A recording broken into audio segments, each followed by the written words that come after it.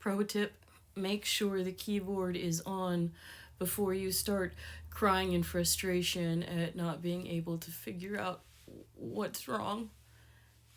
This is the level of mind that we are working with.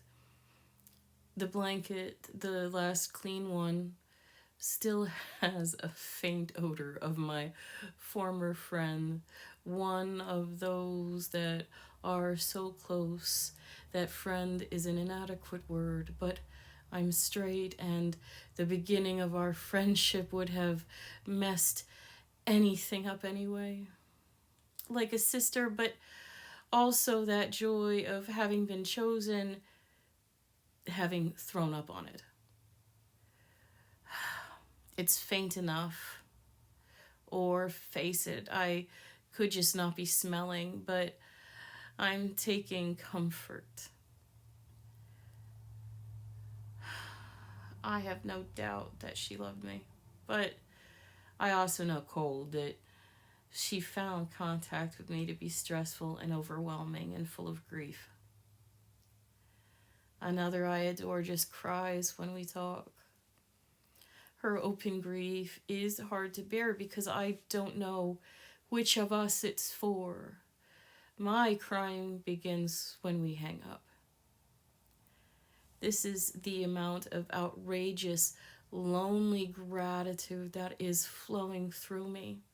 Perhaps because I've had the experiences I've had, realizing that love can find me from even the most unexpected people, and I am feeling an urge to explain what love would mean inside this context. One of the many chapters that I struck from It Ends Well was straight from life when my father overheard my uncle and I arguing about whether or not Switzerland was a communist country. It was around 1986.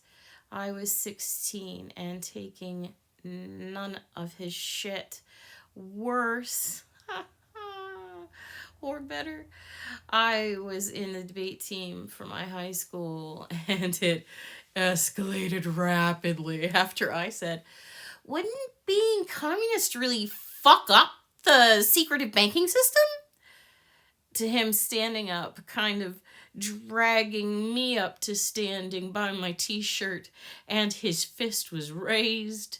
"Switzerland, I would learn whether I liked it or not, is a communist country." I knew how to take a punch and was bracing when I saw everything in my uncle's body language change. Oh, the hand still holding my t-shirt at my neck released me, and he patted my shoulder gently while his other hand moved from fist to a protective posture over his heart. "Harry, I didn't see you there." Really, he didn't even need to say my father's name. I knew what had to have happened. Not to mention, at the time, I was less than 5 feet tall, but my father was only 5'6" at his tallest. My uncle had to be at least 6 feet tall. Instantly, I knew why I had picked Wolverine as my real dad. That short man fury was what I knew, but this time, it wasn't directed at me. This grown-ass man, twice my size and thrice my weight, was all but pissing himself from nothing but my father standing, fists balled, calmly staring. "Oh, Harry, I see you have no coffee. Let me get you some." Without waiting to ask how he took it, my uncle was darting around the other path to the kitchen at the far end of the house. It took my dad a second to compose himself. And then he just had to put his face in his hands and shake it for a few seconds.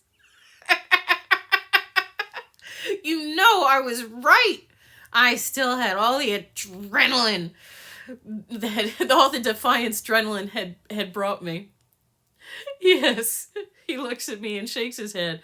I swear, until I wrote these words, I did not realize he also had a lot of grief for what my future was going to be like. as he spoke these words, as well as the irritation at my obtuseness. But you really know better than to let a man know you are smarter than him. Really? I'm not going to be here every time. You have to do better.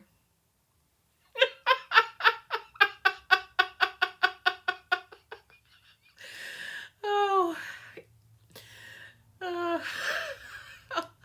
I'll have to remember to add that he meant it as much as an insult as praise. There is this wave of love and compassion for a man who also took such pleasure in reducing me to absolute darkness on a regular basis.